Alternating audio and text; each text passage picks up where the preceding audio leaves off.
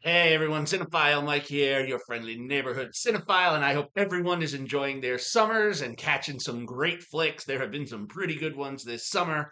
I am here today with day 36 of Oscar Rewind, the 2024 edition, my bi-weekly series of videos where I revisit the films that reflect the earlier works of this past year's Oscar nominees and winners. I'll be discussing the awards history for the film, the box office information, the critical response, and as always, these reviews will be spoiler free. So, today I'm discussing Variance Films' Red Hook Summer. Co-written by James McBride and the film's director Spike Lee, this joint, as Lee often refers to his films, is the sixth film in his Chronicles of Brooklyn series. Released in the late summer of 2012, the film had a very small domestic box office take of $338,803. No international box office information to report as for Box Office Mojo, so that $338,803 makes up the whole worldwide take for the film. Critically, the film was met with mixed reviews. As per Rotten Tomatoes, 65 critical reviews result in a score of 57% on that side, and on the audience side, lower. On the audience side, tallying over 1,000 scores, the film stands with a 34% audience rating. So, why does an indie flick about the streets of Red Hook, Brooklyn land on Rewind this season? No, not just because I'm from New York. But there's two other reasons, both of which involve the cast. First up, an Oscar winner in 2021 for the original score for Disney's Soul, Jon Batiste, who was also nominated this past year for Best Original Song for the documentary about his concert American Symphony. Batiste plays the organist in the film, whose name is the organist T.K. Hazelton. And in addition to composing and playing all of the B3 Hammond organ musical pieces in the film, Red Hook Summer also marked Batiste's acting debut. The other reason we're here on Rewind is for Oscar nominee Coleman Domingo. Nominated this past year for his work in Rustin, he had one of his earlier credits in this Lee film, or joint, in the role of Blessing Rowe, and a small role but pivotal one that we'll get to in a moment. Red Hook Summer's own award season journey was a small one. As per IMDb, the film only received four nominations. Three were at the Black Reel Awards, where Lee was nominated for Best Director, and he shared a Best Screenplay, Original or Adapted, with McBride, and the third was for Bruce Hornsby for Best Original Score. The other nomination the film had was for Clark Peters, who placed ninth for Best Actor in the Village Voice film poll when the film was released. So, what is this one about? Well, Red Hook Summer is a look at the summer vacation of Silas Flick Royale, played by Jules Brown. Flick is the preferred name. He doesn't want to go by the Christian name of Silas. So, for the purposes of this review, I will stick to Flick. I just realized what I did there. My apologies for a bad rhyme.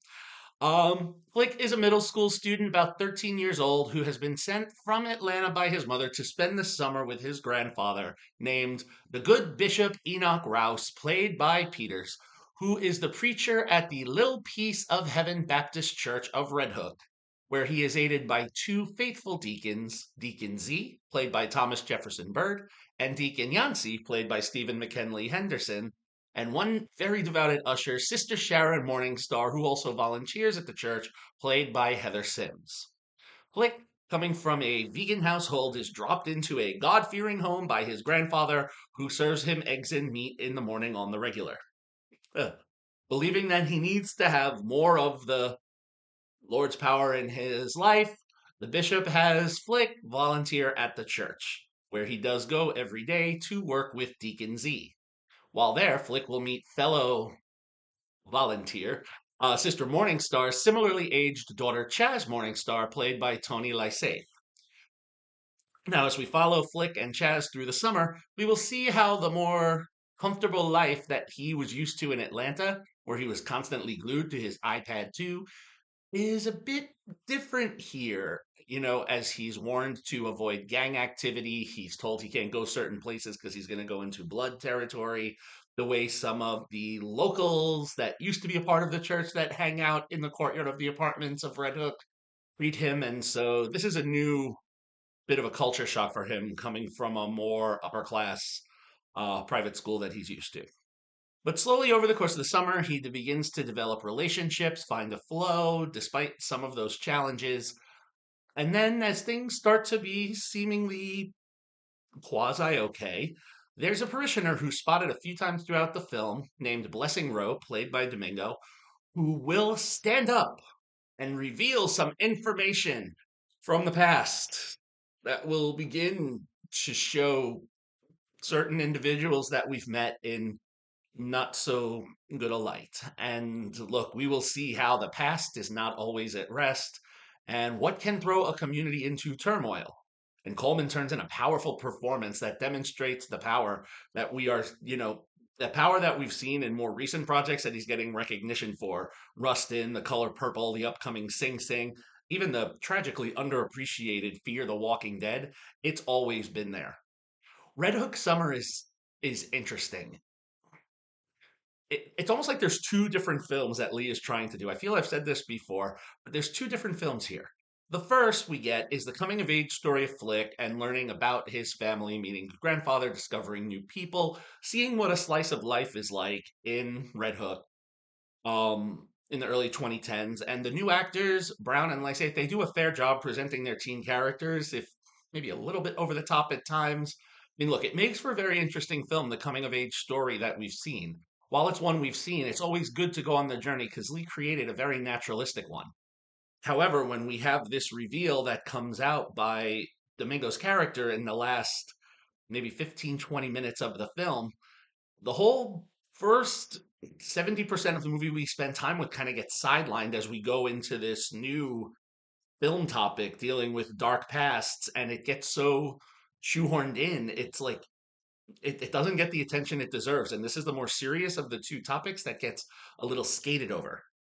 Given that, the film had the two screenwriters, I'm wondering if they each had an idea. Lee decided to throw them together, but they couldn't really cook either one fully. So sadly, what we get is a solid slice of life coming of age film that falls apart with scandal at the end. And because the scandal and the coming of age aren't necessarily about the same characters, because there's not necessarily an interlock, it it fails to work. So, I mean, in the first part of the film, while interesting, that isn't even as exciting as that second part we get. I mean, the first is a natural coming of age story, but the second one, where we start to get to see about hypocrisy in the past and the conspiracy that comes in, I don't want to spoil it. That's actually the more interesting film that I almost wish Lee would have explored here, especially since it seems like Flick lives behind an iPad 2. I feel like there was a missed opportunity for him to film the impact of some of these past secrets that come out. But I digress. Look, we have a film here that is a very true tradition of a slice of Red Hook life. Um, I am originally not originally from Brooklyn, but there was a very long pocket of time. And while this film was being made, I lived in Brooklyn. So I remembered seeing this area. I know this area well. So seeing it depicted on screen was a nice throwback for me. I haven't been there in a few years. And the performances, I have to say, in the latter part, Domingo kind of ups the energy of the entire film. And Batiste does a very good job as the musician. His compositions are great. I even at times found myself clapping along with the rest of the congregation during the musical numbers. So there are some really good pieces in here if it's just a bit disjointed as what we were trying to do. This is, as I said at the beginning, the sixth film in Lee's Chronicles of Brooklyn series, and there hasn't been another one since then. I almost wish if they had fleshed out these two, and these could have been chapters 6 and 7 of the Brooklyn Chronicles, but alas, that's not what we have, which is shocking because Lee's not a stranger to popping up in his films. Even in this one, in Red Hook Summer, he pops up as Mookie a few times. For those that know his one of his first films, might be his first, Do the Right Thing from 1989, is where he played the character Mookie, worked for a pizza place. He pops up here, so that was a nice little throwback. So we know these are an interconnected universe. Why cram so much? And I should also be said, I have only seen the theatrical cut of this film. There was a slightly longer version. So the film that's theatrical that you can find is 2 hours. The original director's cut was 2 hours and 15 minutes. I wonder if that 15 minutes would have helped flesh out a little bit of the ending. Alas, Those are not within my range. Um, so that's where we have it. So after all of this, and this one is a tough because I did love so many pockets of this.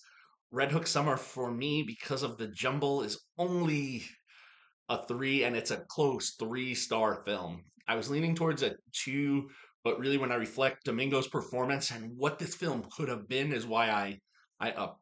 So three. If you would like to catch Red Hook Summer, it is streaming on Mubi as of this recording and posting, so you can check it out there if you would like. All right, so there it is. I hope everyone has been enjoying Rewind. As always, please click the button and subscribe to the channel and spread the word. You can follow me on all social media platforms, then on Letterboxd. You can check out my website, cinephilemike.com, for additional exclusive print reviews of all the summer releases. Coming this Sunday, you'll find Fly Me to the Moon, Longlegs, and maybe even something else. You never know. Happy watching, everyone, and until next time, this is Cinephile Mike saying take a break and watch something new.